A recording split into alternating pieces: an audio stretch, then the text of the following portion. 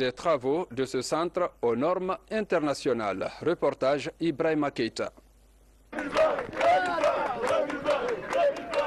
Le centre sportif de Doubreka en chantier. Ici, le président de la République est venu se faire une idée du projet.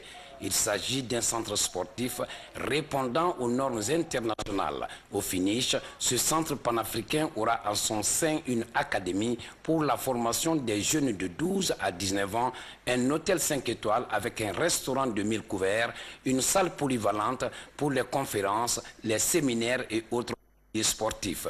Au cours de cette visite guidée, le chef de l'État, malgré la flotte qui s'abat sur Conakry et environ, a tenu à percevoir tous les détails de ce premier centre sportif de standing international en Guinée. Au niveau professionnel, tout est prévu pour un encadrement de qualité des sportifs de toute discipline. Ici, on va mettre le grand terrain de 15 000 places. On va l'inaugurer l'année prochaine avec 5 000 places. Après, on fera l'extension jusqu'à 15 000 places, selon les normes de la FIFA.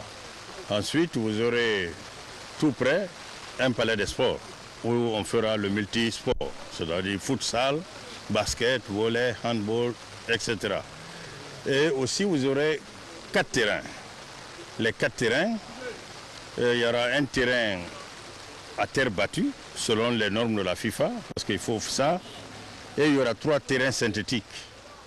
Bon, de l'autre côté, vous avez vu les synthétiques. C'est pour l'académie, il y aura 2 terrains synthétiques. Donc vous avez en total 7 terrains qui seront à la disposition de toutes les équipes guinéennes, tous les clubs. Ce n'est pas Orea seulement, il faut que les gens enlèvent ça dans leur tête. C'est pour tout le monde. Situé à Yorokogia, dans la préfecture de Doubreka, ce centre au pied du mont Kakoulima, sur une superficie de 11 hectares. Le chef de l'État, en visitant le chantier, était tout simplement satisfait du projet et de l'allure des travaux. C'est un travail exceptionnel. Je pense qu'il s'intéresse beaucoup à la jeunesse, à la promotion du sport. La Guinée était avant une grande nation sportive. Et j'espère qu'avec des gens comme Antonio, nous allons nous retrouver de nouveau mieux qu'avant. Avec ce premier centre sportif international, c'est une autre ouverture de la Guinée vers le monde. L'initiateur de cet ambitieux projet souhaite faire du futur bijou un centre attractif des sportifs guinéens, africains et du monde. Nous vous donnons lecture de ce décret portant nomination des hauts cadres au ministère des Droits de l'Homme et des Libertés publiques. Le président de la République, vu la Constitution, décrète. Article 1er. Les cadres dont les prénoms et noms suivent sont nommés dans les fonctions ci-après au ministère des Droits de l'Homme et des Libertés publiques. Secrétaire général, M. Aluseni Thiam, juriste, précédemment chef de cabinet. Chef de cabinet, M. Amirou Diawara, précédemment conseiller technique. Conseiller technique, M. Elhaj Bassirou Diallo, précédemment conseiller juridique. Conseiller politique, Madame Maria Massila, administrateur civil, précédemment en service au ministère de l'administration du territoire et de la décentralisation. Conseiller juridique, Monsieur Jean-Marie Foromo-Collier, juriste, précédemment en service au ministère de l'administration du territoire et de la décentralisation. Conseiller chargé de mission, Madame Afsatou Diallo, sociologue. Conseiller chargé des questions de réconciliation nationale, M. Souleymane Sissoko, professeur. Directeur national de la promotion des droits de l'homme et des libertés publiques et de la citoyenneté, M. Mfamara Kamara, juriste confirmé. Directrice nationale adjointe de la promotion des droits de l'homme et des libertés publiques et de la citoyenneté, Madame Nunkumbassi, professeure à l'Institut supérieur des sciences de l'éducation de Guinée. Directeur national de la protection des droits de l'homme et des libertés publiques, Monsieur Siba Toupou, magistrat, précédemment en service au ministère de la Justice. Directeur national adjoint de la protection des droits de l'homme et des libertés publiques, Monsieur Almami Massila, précédemment chef de section à l'Agence judiciaire de l'État. Directeur national des relations extérieures et institutionnelles, Monsieur Abdoulaye Baldé, précédemment conseiller gouvernance au cabinet de la région administrative de Bokeh. Directrice nationale adjointe des relations extérieures et institutionnelles, Madame Mayeni Camara, précédemment en service à l'agence judiciaire de l'État. Article 2. Le présent décret, qui abroge toute disposition antérieure, prend effet à compter de sa date de signature, sera enregistré et publié au journal officiel de la République. Conakry, le 28 juillet 2015, signé professeur Alpha Condé. Autre sujet de l'actualité, la première dame de la République a regagné hier soir Conakry. Madame Diéné Condé, à sa descente d'avion, a été accueillie à l'aéroport international de Conakry-Bessia par des épouses, des membres du gouvernement, des institutions républicaines, des femmes cadres des départements ministériels et le Bureau national des femmes du RPG Arc-en-Ciel. L'épouse du chef de l'État boucle ainsi un séjour de travail en Europe et en Guinée équatoriale. L'autonomisation des femmes, une priorité du chef de l'État, professeur Alpha Condé, qui appuie cette couche à travers des projets de microcrédit. À ce jour, de nombreuses femmes commerçantes développent leur activité à partir des financements des agences installées à travers tout le pays. C'est le cas des femmes vendeuses de Matam qui viennent de bénéficier d'un prêt de 2 milliards de francs guinéens. Compte rendu, Rose Potio. Mariam Touré est une commerçante de produits alimentaires. Chaque jour, après la vente, elle file dans cette agence de microcrédit pour épargner son argent. De cette agence, elle a bénéficié d'un prêt de 12 millions de francs guinéens, ce qui lui a permis d'accroître son commerce. Nous étions 15 femmes à avoir cette aide. Il y avait les vendeuses de piments, de légumes. Aujourd'hui, nous nous réjouissons car ce financement nous a beaucoup aidés. Créée en mars dernier, l'agence de microcrédit MUFA a déjà aidé plus de 2000 femmes de ménage dans la création d'activités génératrices de revenus. 476 millions de francs guinéens repartis aux différents groupements de femmes constituent le premier prêt. Je suis allée d'un simple constat. Quand on se lève à 6 heures du matin, c'est les femmes qu'on voit dehors avec leur bébé au dos, avec des charges sur la tête. Alors je me suis dit, mais ce n'est pas possible. Je sais que ces femmes-là, tout comme moi, si nous sommes accompagnés, comme les projets comme ça, je sais qu'elles feront beaucoup de merveilles. La remise de cette deuxième vague de prêts aux mutualistes de Matam traduit la volonté de l'agence d'accompagner ses commerçantes dans la gestion de leur activité. 1 milliard de francs guinéens, c'est le montant du prêt octroyé à ces vendeuses. Cette microfinance ne va jamais au-delà d'1,5. C'est-à-dire pour 1 million prix, tu n'as pas plus de 15 000 francs payés par mois. Et le paiement aussi est adapté à la capacité de la femme, la capacité de paiement. Il y en a qui peuvent payer journalièrement, on organise des tontines journalières pour ces femmes-là. Il y en a qui payent hebdomadairement. Et il y a aussi des femmes qui ne peuvent, à partir de leur activité, que payer par mois. Les femmes se sont financées avec le soutien d'une institution citoyenne, Afriland First Bank. Mon modèle a pour but essentiel de redonner la dignité aux Africains. Et déjà, plus de 100 dossiers sont sur la table de l'agence. Ces dossiers feront l'objet d'un traitement avant la remise effective du crédit. 1 milliard de francs guinéens pour les femmes de Matam. La lutte contre les faux médicaments se poursuit à Conakry. Le syndicat des pharmaciens de Guinée, en collaboration avec les services spéciaux, s'active dans le ratissage et la fermeture des boutiques contenant des faux produits. Reportage Younousa Tawel Kamara, Ansouman Toumani Kamara. C'est le nouveau plan d'action de lutte contre les faux médicaments qui est déclenché. La stratégie vise à la fermeture des boutiques et pharmacies clandestines, mais aussi au ramassage des produits exposés le long des routes. De Koleya à Dabompa, en passant par Bonfi et Anta, une importante quantité de faux médicaments a été ramassée et les magasins scellés par les services spéciaux antidrogue et du crime organisé. Nous sommes en danger, car nous sommes en face d'un problème de santé publique. Et dans la capitale, les gens qui ne sont sortis nulle part se réclament d'un droit qui ne doit pas exister. Lui-même, difficilement, il te dit où il a étudié. Parmi ces faux médicaments, on trouve des produits qui sont retirés du marché mondial depuis plus de 10 ans. L'indométacine, ça c'est un médicament retiré du circuit il y a plus de 10 ans. Vous avalez ça, ça peut provoquer une perforation de l'estomac. Vous voyez un médicament comme ça, on dit tétanus, on sous-entend que c'est le sérum antitétanique, nous on ne connaît jamais ça dans la... Et ça c'est le médicament de la chambre froide. Pour cerner la question des boutiques scellées, les propriétaires sont invités à la direction des services spéciaux antidrogue et du crime organisé. La capitale guinéenne sous les grandes pluies, plusieurs quartiers sont inondés et les populations préoccupées. C'est le cas à Tombo, dans la commune de Kaloum, où les habitants tentent de résister au phénomène. Les autorités font le constat et dénoncent de leur côté la négligence de certains citoyens. Habib Thiam. Ce véhicule est l'un des nombreux engins à subir les fortes précipitations de ces 4 derniers jours à Conakry.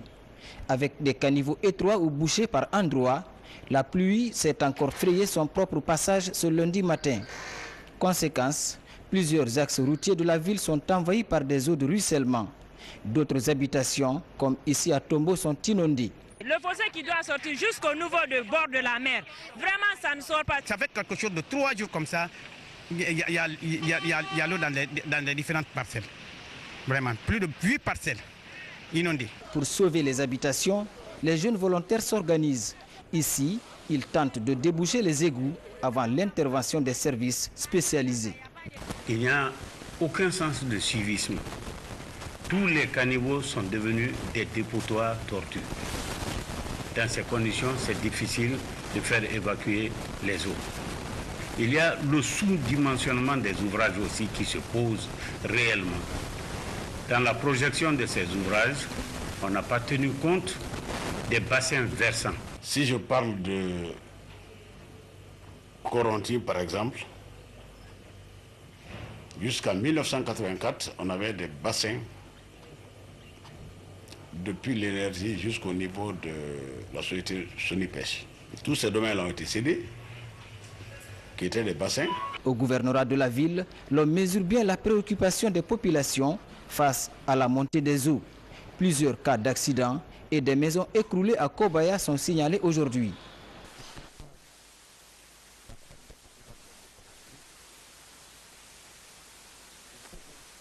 De ces pluies abondantes, à l'image du recyclage pluviométrique il y a de cela 30 ans.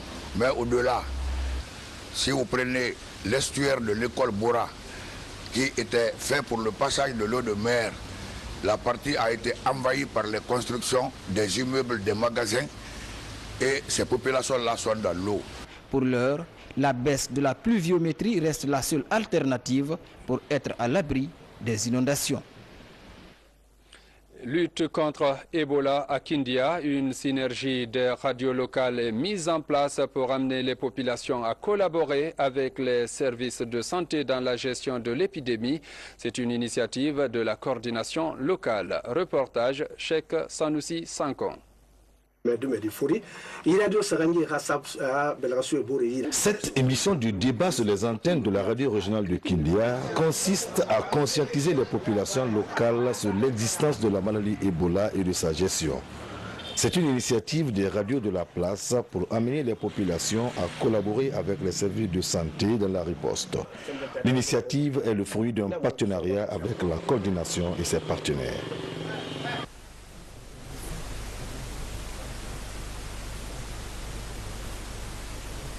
FM, Sabou FM, la radio rurale. Donc, c'est à partir des thèmes retenus, à partir de la coordination préfectorale, parce qu'on se retrouve tous les jours à 16h. Donc, c'est là-bas où les thèmes sont choisis. On débat chaque fois de toutes les précautions qui sont à mettre en place dans le cadre de la riposte contre la fièvre hémorragique à virus Ebola. Et puis aussi, on a deux fois des invités techniques. Animé toutes les nuits à partir de 21h, durant 30 minutes par les professionnels de la communication et un communicateur traditionnel, cette synergie de la radio rurale de Kindia, Sabou FM et Kaniazik FM est largement suivie et appréciée par les populations de Kania. C'est très bien. Et ça a aidé la population à se maintenir contre ce fléau qui est en train de sévir, qui est en train de retarder le développement de ce pays.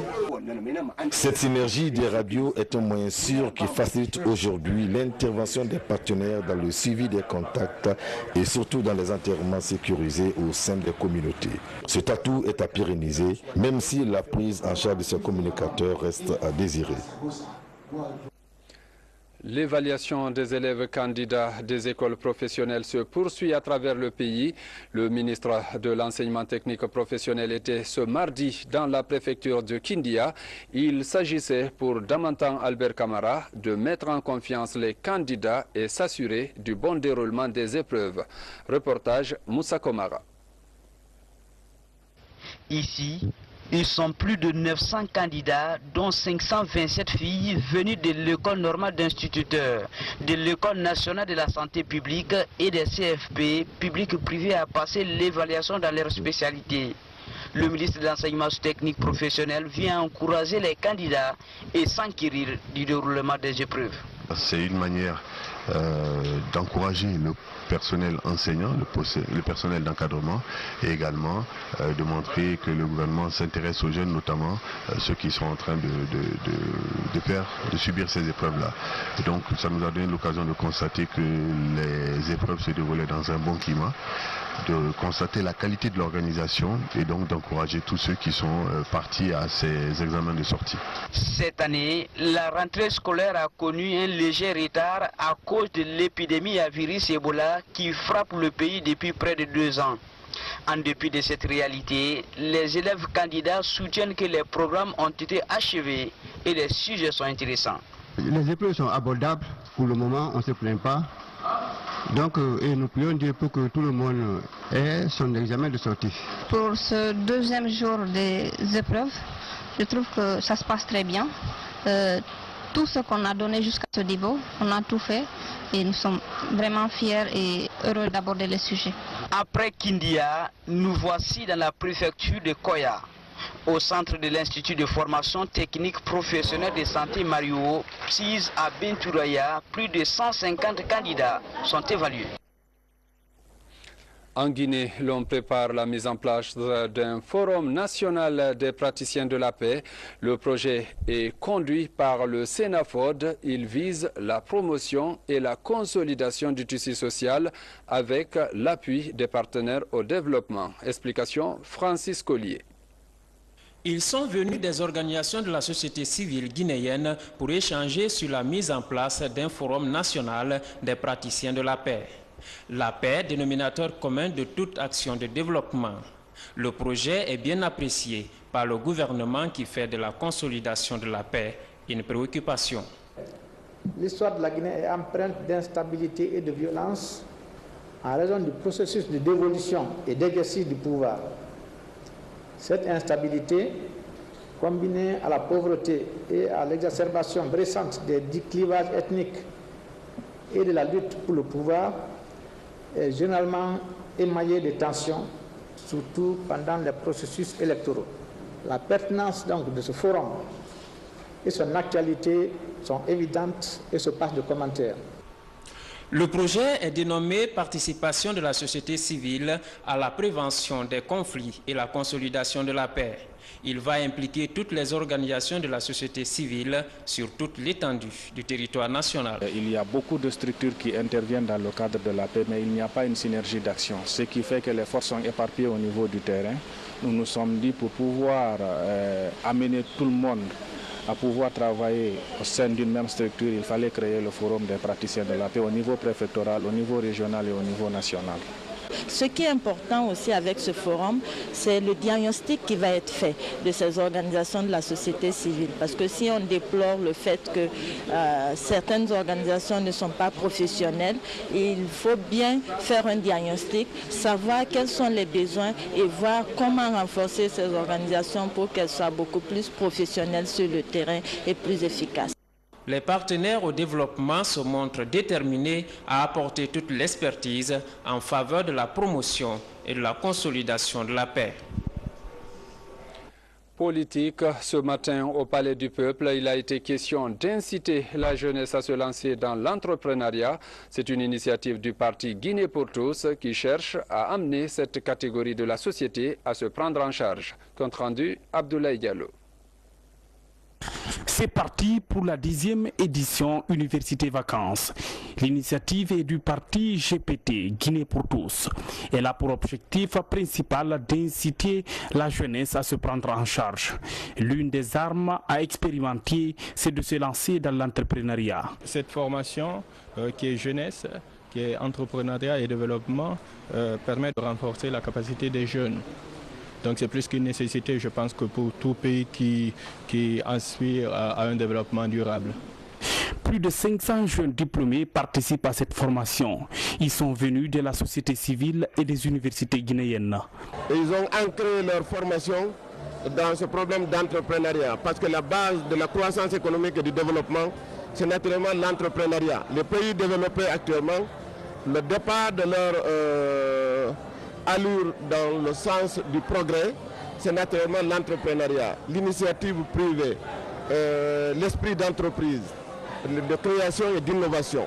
Fidèle à sa politique, Guinée pour tous entend organiser chaque année de telles rencontres, ce qui va permettre à la Guinée de valoriser ses potentialités. Nous considérons que l'ingrédient numéro 1 pour la croissance forte que nous souhaitons pour ce pays, l'ingrédient numéro 1, c'est la qualité des ressources humaines. Tout doit être mis à contribution pour garantir cette qualité à travers la formation formelle et la formation informelle du genre de ce type d'atelier. Cette initiative apparaît aux yeux de certains observateurs comme une expertise pour réussir le pari du développement. La mobilisation de soutien en faveur de la réélection du professeur Alpha Condé en octobre 2015. Les populations d'Nzérékoré de toutes les composantes ont magnifié les nombreuses réalisations du chef de l'État dans leur localité. Le point avec Mohamed de Camara. Nzérékoré, capitale de la Guinée forestière. En moins de 5 ans, cette préfecture a changé de visage, c'est grâce à la réalisation des infrastructures socio-administratives, une initiative du chef de l'État à l'occasion des festivités tournantes de l'anniversaire de notre indépendance. Pour consolider ses acquis, l'association Manzo pour la paix manifeste son soutien au professeur Alpha Condé pour la prochaine élection présidentielle. L'association Manzo pour la paix voudrait magnifier une fois encore les grands actes déjà posés par son Excellence le professeur Alpha Condé au cours de son premier quinquennat. C'est aussi et surtout pour marquer d'un cachet particulier le soutien du peuple Mano de Nzérékoré, Lola et Yomo à sa réélection suite aux consultations électorales du 11 octobre 2015. À travers cette forte mobilisation, les jeunes, les femmes, la notabilité, les cadres ressortissants et résidents de la région saluent l'élan de développement amorcé par le président de la République. La communauté qui constitue aujourd'hui cette association qui est Mazo pour la paix, comme son nom l'indique, respecte le fait que la diversité culturelle doit être un atout en forêt. Cette pluralité d'ethnies que nous avons dans ce pays doit être une variété qui permette un essor. C'est une communauté qui reçoit toutes les communautés et qui œuvre pour la paix. Donc nous nous battons pour nous-mêmes pour réélire le président Alpha Condé. Satisfaite de cette manifestation, la ministre de l'Action sociale, au nom du Premier ministre, réaffirme l'engagement du président de la République à œuvrer pour l'amélioration des conditions de vie des populations. Vous êtes sous la pluie depuis le matin. Cela témoigne de votre engagement indéfectible pour élire le professeur Alpha Condé le 11 octobre dès le premier tour. Le gouvernement du professeur Alpha Condé ne ménagera aucun effort pour accompagner toutes les associations qui œuvrent dans le cadre de l'unité nationale et de la paix. Avec un conseil de sages de 19 membres, la communauté Mano s'engage à participer pleinement au renforcement de la cohésion sociale. Le mouvement pour les acquis du gouvernement vient d'organiser une cérémonie de lecture du Saint-Coran à la mosquée sénégalaise. C'est dans la commune de Kaloum. Objectif, implorer Dieu pour qu'il répande la paix, notamment à l'approche des élections. Reportage Diene Yansane. À travers cette cérémonie de lecture, MODAG, Mouvement pour la défense des acquis du gouvernement, appelle à la consolidation de la paix et de la cohésion sociale. Nous sommes à la veille de l'organisation des élections présidentielles. Donc il est bon moment pour nous tous de lancer un appel solennel à tous les Guinéens de resserrer les rangs, d'éviter les dérapages pour qu'il y ait la paix et la quiétude. Une initiative appréciée par les responsables du RPG Arc-en-Ciel et quelques membres du gouvernement. Cette lecture du Coran doit se multiplier un peu partout en Guinée. Cela va nous aider beaucoup parce que quand on est croyant, ça donne une certaine sérénité. C'est une prière qu'on demande à Dieu pour que la Guinée soit en paix. Nous avons besoin que les uns et les autres raffermissent leur foi, que les uns et les autres croient en l'existence de Dieu et que nous puissions affronter ces épreuves liées aux élections dans la sérénité, dans la compréhension, dans la tolérance et dans l'esprit démocratique. Voilà le sens et la portée de cette prière. Créé en décembre 2014, le MODAG, Mouvement pour la défense des acquis du gouvernement, entend participer à l'effort collectif de consolidation de la paix en Guinée. Une autre séance de prière et de bénédiction pour la paix et l'unité nationale. C'est une initiative cette fois-ci de la 40e promotion des facultés des droits et de sciences économiques à la cathédrale Sainte-Marie de Conakry. Ils ont invité les leaders religieux et la population à renforcer cette pratique pour une consolidation du tissu social dans notre pays. Reportage Sa Martin Fancinadouno. Deuxième dimanche après la fête du Ramadan, les membres de la 40e promotion des facultés de droit, des sciences économiques et gestion prient avec les fidèles catholiques de la cathédrale Sainte-Marie de Conakry, une association de plus de 400 adhérents. Tous évoluent ensemble, sans distinction d'ethnie et de religion. D'où leur approche d'associer les leaders religieux à leur initiative, d'informer, de former et de sensibiliser les acteurs politiques sur la culture des vertus citoyennes, une Guinée de paix, sans haine ni de violence. Nous voulons la paix pour que les opposants et la mouvance se comprennent pour avoir une idée qui va en avant et pour le développement de la Guinée. À travers son implication dans la consolidation de la paix et le développement, la 40e promotion des facultés de droit, des sciences économiques et gestion entend être à l'avant-garde de la démocratie. Je crois que leur démarche dans les mosquées, dans les églises, est un exemple très fort pour dire que rien ne peut développer ce pays, ne peut faire avancer ce pays que le dialogue. Le dialogue, rien que le dialogue, parce que tous ceux qui viennent autour de la table, chacun a sa vocation, chacun est croyant, qu'il soit chrétien ou musulman ou même animiste. Je pense que quand on parle de Dieu, eux ils ont pris le bon chemin pour dire qu'il n'y a qu'un seul Dieu et que Dieu doit être au centre de ce débat politique, opposition, mouvance. Depuis sa sortie, la 40e promotion des facultés de droit, sciences économiques et gestion s'y bat pour l'harmonie, l'entente entre les Guinéens. Elle entend organiser d'autres cérémonies de prière dans les mosquées et églises pour une paix durable en Guinée.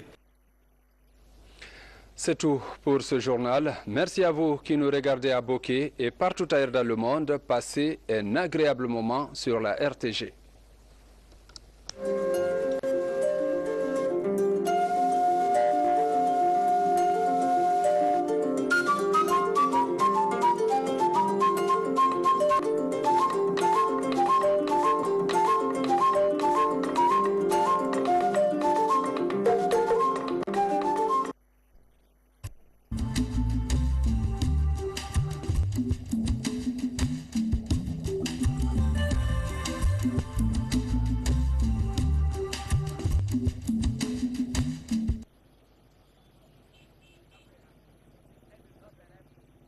Il était 10h57 ce vendredi lorsque l'hélicoptère présidentiel a atterri à l'aéroport de Fria. Direction le centre-ville. Professeur Alpha Condé s'est d'abord rendu sur la notabilité pour le salut traditionnel. Continuant cette démarche sociale, le président de la République s'est aussi rendu à la maison mortuaire de Mama Kati, maire de Malik Sankon, directeur général de la Caisse nationale de sécurité sociale. De là, le cortège présidentiel a pris la direction de la place publique de Fria, une place publique noire de monde. À travers cette forte mobilisation et pour être plus près des populations, professeur Alpha Condé abandonne le véhicule.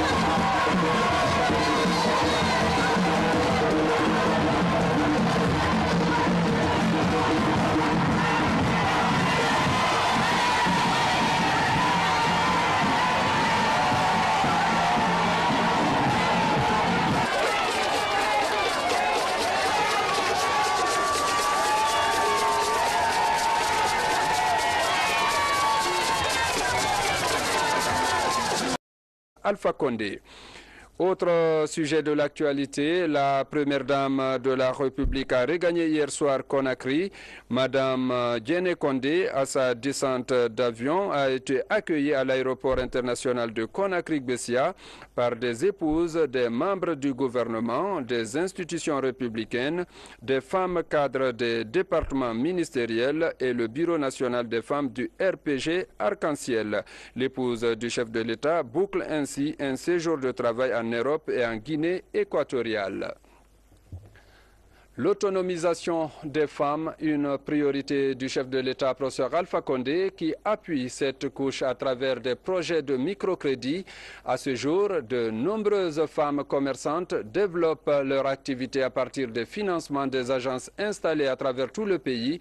C'est le cas des femmes vendeuses de Matam qui viennent de bénéficier d'un prêt de 2 milliards de francs guinéens. Compte rendu, Rose Potio. Mariam Touré est une commerçante de produits alimentaires. Chaque jour, après la vente, elle file dans cette agence de microcrédit pour épargner son argent. De cette agence, elle a bénéficié d'un prêt de 12 millions de francs guinéens, ce qui lui a permis d'accroître son commerce. Nous étions 15 femmes à avoir cette aide. Il y avait les vendeuses de piments, de légumes. Aujourd'hui, nous nous réjouissons car ce financement nous a beaucoup aidés. Créée en mars dernier, l'agence de microcrédit MUFA a déjà aidé plus de 2000 femmes de ménage dans la création d'activités génératrices de revenus. 476 millions de francs guinéens repartis aux différents groupements de femmes constituent le premier prêt. Je suis allée d'un simple constat. Quand on se lève à 6 h du matin, c'est les femmes qu'on voit dehors avec leur bébé au dos, avec des charges sur la tête. Alors, je me suis dit, mais ce n'est pas possible. Je sais que ces femmes-là, tout comme moi, si nous sommes accompagnés, comme les projets comme ça, je sais qu'elles feront beaucoup de merveilles. La remise de cette deuxième vague de prêts aux mutualistes de Matam traduit la volonté de l'agence d'accompagner ses commerçantes dans la gestion de leur activité.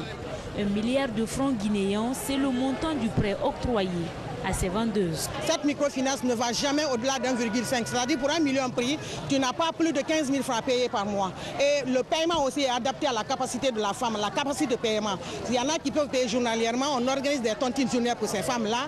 Il y en a qui payent hebdomadairement. Et il y a aussi des femmes qui ne peuvent, à partir de leur activité, que payer par mois.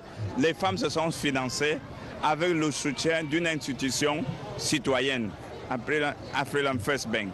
Mon modèle a pour but essentiel de redonner la dignité aux Africains. Et déjà, plus de 100 dossiers sont sur la table de l'agence. Ces dossiers feront l'objet d'un traitement avant la remise effective du crédit.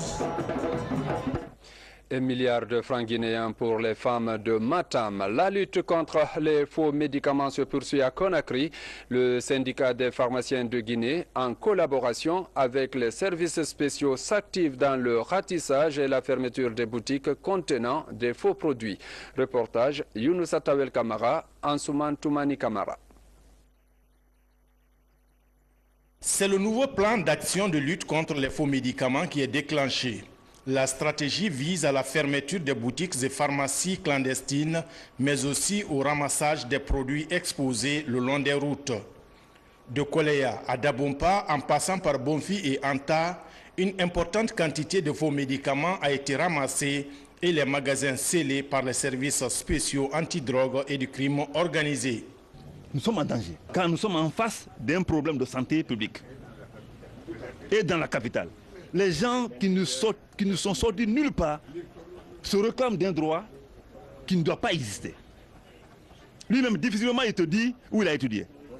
Parmi ces faux médicaments, on trouve des produits qui sont retirés du marché mondial depuis plus de 10 ans.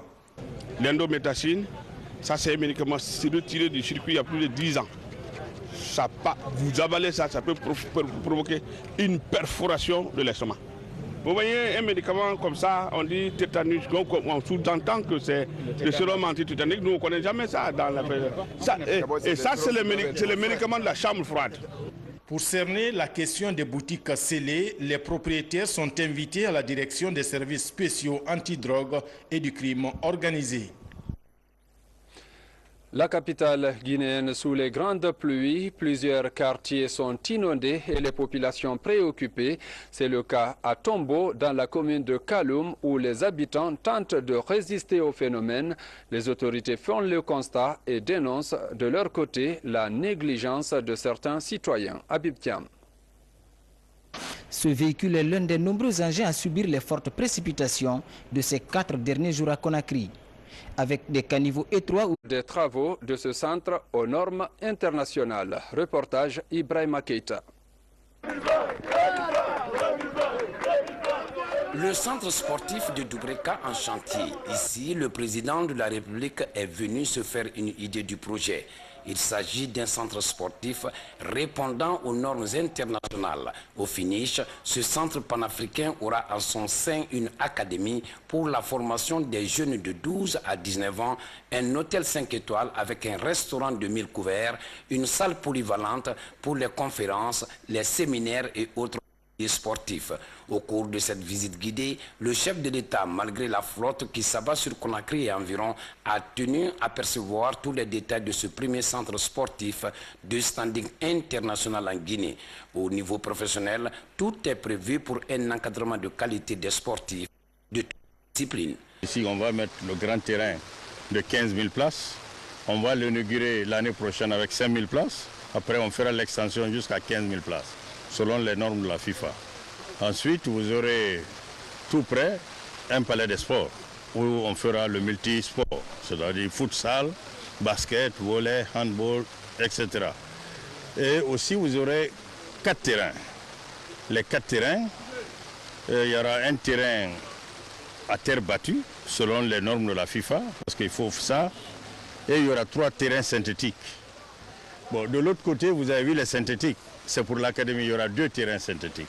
Donc vous avez en total 7 terrains qui seront à la disposition de toutes les équipes guinéennes, tous les clubs. Ce n'est pas Orea seulement, il faut que les gens enlèvent ça dans leur tête. C'est pour tout le monde. Situé à Yorokogia, dans la préfecture de Doubreka, ce centre au pied du mont Kakoulima, sur une superficie de 11 hectares. Le chef de l'État, en visitant le chantier, était tout simplement satisfait du projet et de l'allure des travaux. C'est un travail exceptionnel. Je pense qu'il s'intéresse beaucoup à la jeunesse, à la promotion du sport. La Guinée était avant une grande nation sportive. Et j'espère qu'avec des gens comme Antonio, nous allons nous retrouver de nouveau mieux qu'avant. Avec ce premier centre sportif international, c'est une autre ouverture de la Guinée vers le monde. L'initiateur de cet ambitieux projet souhaite faire du futur bijou un centre attractif des sportifs guinéens, africains et du monde. Nous vous donnons lecture de ce décret portant nomination des hauts cadres au ministère des Droits de l'Homme et des Libertés publiques. Le président de la République, vu la Constitution, décrète. Article 1er. Les cadres dont les prénoms et noms suivent sont nommés dans les fonctions ci-après au ministère des Droits de l'Homme et des Libertés publiques. Secrétaire général, M. Aluseni Thiam, juriste, précédemment chef de cabinet. Chef de cabinet, M. Amirou Diawara, précédemment conseiller technique. Conseiller technique, M. Elhaj Bassirou Diallo, précédemment conseiller juridique. Conseiller politique, Madame Maria Massila, administrateur civil, précédemment en service au ministère de l'administration du territoire et de la décentralisation. Conseiller juridique, M. Jean-Marie Foromo-Collier, juriste, précédemment en service au ministère de l'administration du territoire et de la décentralisation. Conseiller chargé de mission, Madame Afsatou Diallo, sociologue. Conseiller chargé des questions de réconciliation nationale, M. Souleymane Sissoko, professeur. Directeur national de la promotion des droits de l'homme et des libertés publiques et de la citoyenneté, M. Mfamara Kamara, juriste confirmé. Directrice nationale adjointe de la promotion des droits de l'homme et des libertés publiques et de la citoyenneté, Madame Nunkumbassi, professeure à l'Institut supérieur des sciences de l'éducation de Guinée. Directeur national de la protection des droits de l'homme et des libertés publiques, Monsieur Siba Toupou, magistrat, précédemment en service au ministère de la Justice. Directeur national adjoint de la protection des droits de l'homme et des libertés publiques, Monsieur Almami Massila, précédemment chef de section à l'Agence judiciaire de l'État. Directeur national des relations extérieures et institutionnelles, Monsieur Abdoulaye Baldé, précédemment conseiller gouvernance au cabinet de la région administrative de Boké. Directrice nationale adjointe des relations extérieures et institutionnelles, Madame Mayeni Kamara, précédemment en service à l'Agence judiciaire de l'État. Article 2. Le présent décret, qui abroge toute disposition antérieure, prend effet à compter de sa date de signature, sera enregistré et publié au journal officiel de la République. Conakry, le 28 juillet 2015, signé professeur et de toutes les composantes ont magnifié les nombreuses réalisations du chef de l'État dans leur localité. Le point avec Mohamed de Camara. Zérekoré, capitale de la Guinée forestière. En moins de 5 ans, cette préfecture a changé de visage, c'est grâce à la réalisation des infrastructures socio-administratives, une initiative du chef de l'État à l'occasion des festivités tournantes de l'anniversaire de notre indépendance. Pour consolider ses acquis, l'association Manzo pour la paix manifeste son soutien au professeur Alpha Condé pour la prochaine élection présidentielle. L'association Manzo pour la paix voudrais magnifier une fois encore les grands actes déjà posés par son Excellence le professeur Alpha Condé au cours de son premier quinquennat. C'est aussi et surtout pour marquer d'un cachet particulier le soutien du peuple manodé Zérekoré, Lola et Yomo à sa réélection suite aux consultations électorales du 11 octobre 2015. À travers cette forte mobilisation, les jeunes, les femmes, la notabilité, les cadres ressortissants et résidents de la région saluent l'élan de développement amorcé par le président de la République. La communauté qui constitue aujourd'hui cette association qui est Manzo pour la paix, comme son nom l'indique, respecte le fait que la diversité culturelle doit être un atout en forêt. Cette pluralité d'ethnies que nous avons dans ce pays doit être une variété qui permette un essor. C'est une communauté qui reçoit toutes les communautés et qui œuvre pour la paix. Donc nous nous battons pour nous-mêmes pour réélire le président Alpha Condé. Satisfaite de cette manifestation, la ministre de l'Action sociale, au nom du Premier ministre, réaffirme l'engagement du président de la République à œuvrer pour l'amélioration des conditions de vie des populations. Vous êtes sous la pluie depuis le matin. Cela témoigne de votre engagement indéfectible pour élire le professeur Alpha Condé le 11 octobre dès le premier tour. Le gouvernement du professeur Alpha Condé ne ménagera aucun effort pour accompagner toutes les associations qui œuvrent dans le cadre de l'unité nationale et de la paix. Avec un conseil des sages de 19 membres, la communauté Mano s'engage à participer pleinement au renforcement de la cohésion sociale. Le mouvement pour les acquis du gouvernement vient d'organiser une cérémonie de lecture du Saint-Coran à la mosquée sénégalaise. C'est dans la commune de Kaloum. Objectif, implorer Dieu pour qu'il répande la paix, notamment à l'approche des élections. Reportage Diene Yansane. À travers cette cérémonie de MODAG, Mouvement pour la défense des acquis du gouvernement, appelle à la consolidation de la paix et de la cohésion sociale. Nous sommes à la veille de l'organisation des élections présidentielles. Donc il est bon moment pour nous tous de lancer un appel solennel à tous les Guinéens de resserrer les rangs, d'éviter les dérapages pour qu'il y ait la paix et la quiétude. Une initiative appréciée par les responsables du RPG Arc-en-Ciel et quelques membres du gouvernement. Cette lecture du Coran doit se multiplier un peu partout en Guinée. Cela va nous aider beaucoup parce que quand on est croyant, ça donne une certaine sérénité. C'est une prière qu'on demande à Dieu pour que la Guinée soit en paix. Nous avons besoin que les uns et les autres raffermissent leur foi, que les uns et les autres croient en l'existence de Dieu et que nous puissions affronter ces épreuves liées aux élections dans la sérénité, dans la compréhension, dans la tolérance et dans l'esprit démocratique. Voilà le sens et la portée de cette prière. Créé en décembre 2014, le MODAG, Mouvement pour la défense des acquis du gouvernement, entend participer à l'effort collectif de consolidation de la paix en Guinée. Une autre séance de prière et de bénédiction pour la paix et l'unité nationale. C'est une initiative cette fois-ci de la 40e promotion des facultés de droit et de sciences économiques à la cathédrale Sainte-Marie de Conakry. Ils ont invité les leaders religieux et la population à renforcer cette pratique pour une consolidation du tissu social dans notre pays. Reportage Sa Martin Fancinadouno. Deuxième dimanche après la fête du Ramadan, les membres de la 40e promotion des facultés de droit, des sciences économiques et gestion prient avec les fidèles catholiques de la cathédrale Sainte-Marie de Conakry, une association de plus de 400 adhérents.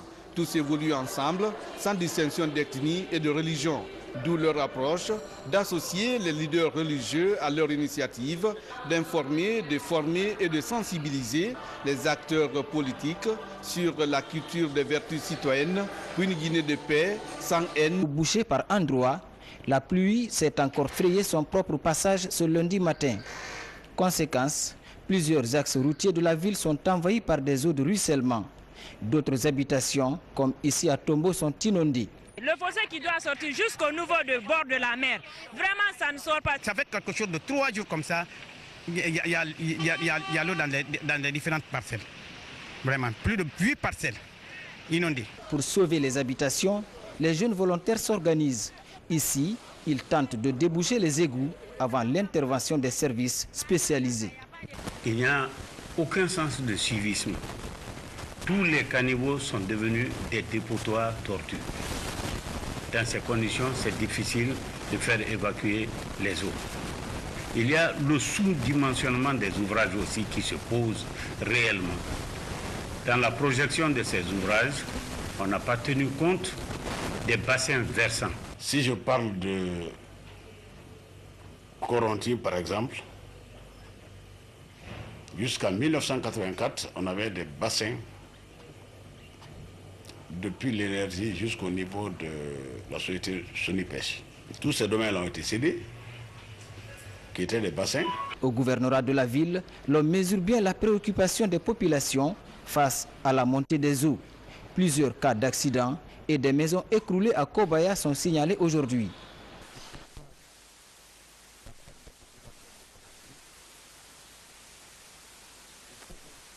De ces pluies abondantes, à l'image du recyclage pluviométrique il y a de cela 30 ans. Mais au-delà, si vous prenez l'estuaire de l'école Bora, qui était fait pour le passage de l'eau de mer, la partie a été envahie par les constructions des immeubles, des magasins, et ces populations-là sont dans l'eau. Pour l'heure, la baisse de la pluviométrie reste la seule alternative pour être à l'abri des inondations. Lutte contre Ebola à Kindia, une synergie des radios locales est mise en place pour amener les populations à collaborer avec les services de santé dans la gestion de l'épidémie. C'est une initiative de la coordination locale. Reportage Cheikh Sanoussi Sankon.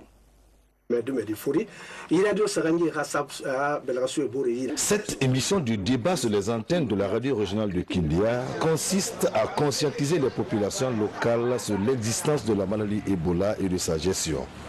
C'est une initiative des radios de la place pour amener les populations à collaborer avec les services de santé dans la riposte. L'initiative est le fruit d'un partenariat avec la coordination et ses partenaires.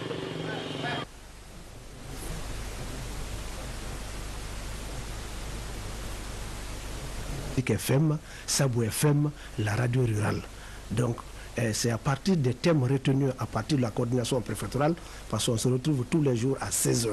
Donc c'est là-bas où les thèmes sont choisis. On débat chaque fois de toutes les précautions qui sont à mettre en place dans le cadre de la riposte contre la fièvre hémorragique à virus Ebola. Et puis aussi, on a deux fois des invités techniques. Animé toutes les nuits à partir de 21h, durant 30 minutes par les professionnels de la communication et un communicateur traditionnel, cette synergie de la radio rurale de Kindia, Sabou FM et Kaniazik FM est largement suivie et appréciée par des populations de Kania. C'est très bien, et ça a aidé la population à se maintenir contre ce fléau qui est en train de sévir, qui est en train de retarder le développement de ce pays. Cette synergie des radios est un moyen sûr qui facilite aujourd'hui l'intervention des partenaires dans le suivi des contacts et surtout dans les enterrements sécurisés au sein des communautés. Cet atout est à pérenniser, même si la prise en charge de ces communicateurs reste à désirer. L'évaluation des élèves candidats des écoles professionnelles se poursuit à travers le pays. Le ministre de l'enseignement technique professionnel était ce mardi dans la préfecture de Kindia. Il s'agissait pour Damantan Albert Camara de mettre en confiance les candidats et s'assurer du bon déroulement des épreuves. Reportage Moussa Komara. Ici, ils sont plus de 900 candidats, dont 527 filles venues de l'école normale d'instituteurs, de l'école nationale de la santé publique et des CFP, publics privés, à passer l'évaluation dans leurs spécialités. Le ministre de l'enseignement technique professionnel vient encourager les candidats et s'enquérir du déroulement des épreuves. C'est une manière d'encourager le personnel enseignant, le personnel d'encadrement, et également de montrer que le gouvernement s'intéresse aux jeunes, notamment ceux qui sont en train de subir ces épreuves-là. Donc ça nous a donné l'occasion de constater que les épreuves se déroulaient dans un bon climat, de constater la qualité de l'organisation et donc d'encourager tous ceux qui sont partis à ces examens de sortie. Cette année, la rentrée scolaire a connu un léger retard à cause de l'épidémie à virus Ebola qui frappe le pays depuis près de 2 ans. En dépit de cette réalité, les élèves candidats soutiennent que les programmes ont été achevés et les sujets sont intéressants. Les épreuves sont abordables pour le moment, on ne se plaint pas. Donc, et nous prions Dieu pour que tout le monde ait son examen de sortie. Pour ce deuxième jour des épreuves, je trouve que ça se passe très bien. Tout ce qu'on a donné jusqu'à ce niveau, on a tout fait. et nous sommes vraiment fiers et heureux d'aborder le sujet. Après Kindia, nous voici dans la préfecture de Koya. Au centre de l'Institut de formation technique professionnelle de santé Mario, PSIS à Benturaya, plus de 150 candidats sont évalués. En Guinée, l'on prépare la mise en place d'un forum national des praticiens de la paix. Le projet est conduit par le Sénafod. Il vise la promotion et la consolidation du tissu social avec l'appui des partenaires au développement. Explication, Francis Collier. Ils sont venus des organisations de la société civile guinéenne pour échanger sur la mise en place d'un forum national des praticiens de la paix. La paix, dénominateur commun de toute action de développement. Le projet est bien apprécié par le gouvernement qui fait de la consolidation de la paix une préoccupation. L'histoire de la Guinée est empreinte d'instabilité et de violence en raison du processus de dévolution et d'exercice du pouvoir.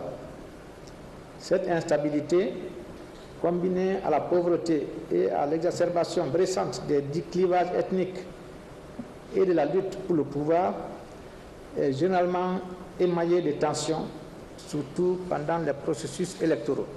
La pertinence donc de ce forum et son actualité sont évidentes et se passent de commentaires. Le projet est dénommé Participation de la société civile à la prévention des conflits et la consolidation de la paix.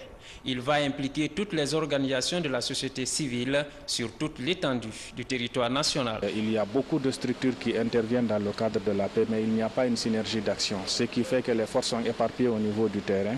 Nous nous sommes dit pour pouvoir amener tout le monde à pouvoir travailler au sein d'une même structure, il fallait créer le forum des praticiens de la paix au niveau préfectoral, au niveau régional et au niveau national.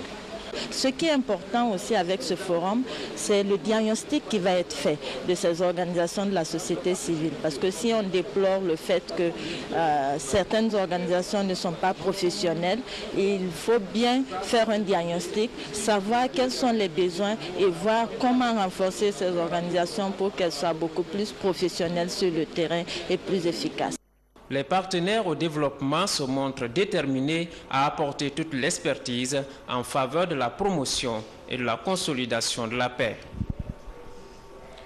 Politique, ce matin au Palais du Peuple, il a été question d'inciter la jeunesse à se lancer dans l'entrepreneuriat. C'est une initiative du parti Guinée pour tous qui cherche à amener cette catégorie de la société à se prendre en charge. Compte rendu, Abdoulaye Diallo. C'est parti pour la 10e édition Université Vacances. L'initiative est du parti GPT, Guinée pour tous. Elle a pour objectif principal d'inciter la jeunesse à se prendre en charge. L'une des armes à expérimenter, c'est de se lancer dans l'entrepreneuriat. Cette formation qui est jeunesse, qui est entrepreneuriat et développement, permet de renforcer la capacité des jeunes. Donc c'est plus qu'une nécessité, je pense, que pour tout pays qui aspire à un développement durable. Plus de 500 jeunes diplômés participent à cette formation. Ils sont venus de la société civile et des universités guinéennes. Ils ont ancré leur formation dans ce problème d'entrepreneuriat, parce que la base de la croissance économique et du développement, c'est naturellement l'entrepreneuriat. Les pays développés actuellement, le départ de leur allure dans le sens du progrès, c'est naturellement l'entrepreneuriat, l'initiative privée, l'esprit d'entreprise, de création et d'innovation. Fidèle à sa politique, Guinée pour tous entend organiser chaque année de telles rencontres, ce qui va permettre à la Guinée de valoriser ses potentialités. Nous considérons que l'ingrédient numéro 1 pour la croissance forte que nous souhaitons pour ce pays, l'ingrédient numéro 1, c'est la qualité des ressources humaines. Tout doit être mis à contribution pour garantir cette qualité à travers la formation formelle et la formation informelle du genre de ce type d'atelier. Cette initiative apparaît aux yeux de certains observateurs comme une expertise pour réussir le pari du développement. La mobilisation de soutien en faveur de la réélection du professeur Alpha Condé en octobre 2015. Les populations d'Nzérékoré